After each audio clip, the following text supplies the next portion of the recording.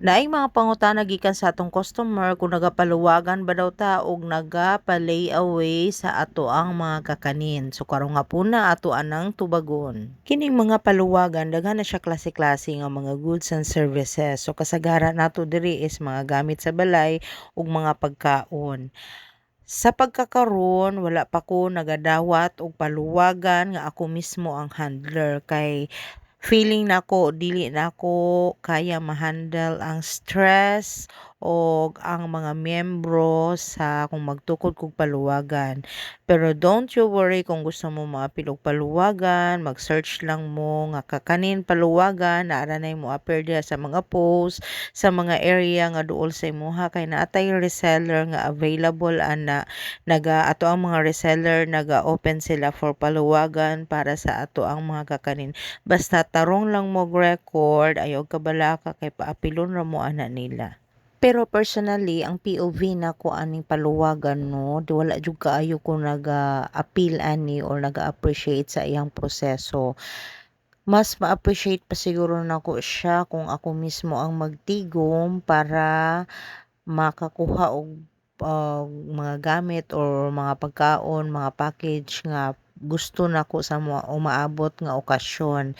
Kay sure pa ko nga wala ko'y maagrabyado nga tawo kay siyempre 'di ba dili wala man ta kabalo kung unsa ang ato ang estado sa ato ang income ug sa ato ang lawas sa mga umaabot nga panahon. Sa pagkakaron, okay pa ta, okay pa ang ato ang mga miyembro, okay pa si admin, pero moabot ang time wala ta kabalo kung okay pa ba kaha.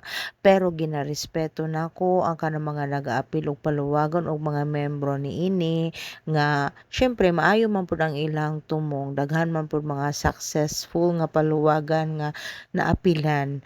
Depende ra pud na siya sa dagan sa panahon no. So mag-ampo lang pud ta nga ang ato ang miyembro, ang ato ang mga admin is capable pa sila nga mobayad o sa ilahang mga obligasyon. Naapoy nag-inquire sa ako, wala ko ga-expect nga pwede di ay layaway ang ato ang kakanin kay gusto niya kuwaon niya ang kakanin, bayaran niya daan ni layaway, data-datahan niya sa kuwaon niya para pagka January 1 kay birthday daw sa iyang anak, which is good man pud ang iyang tumong. Pero what if moabot ang time pod nga gusto siya mo atras or na mga kakulian nga dili malikayan, so di ba basin magka-conflict ka sa imong giliawayan, pero depende ra pud na siya sa inyong sabot no sa naagrebyado ka umaabot nga panahon. Pero layaway man ka or paluwagan man ka basta ang imong tumong is good lang tapos mabayran nimo ang obligation nimo on time, wala lang ka na agrabyado nga tawo. Tapos dapat pud kung maghanda man ganita sa atong mga okasyon,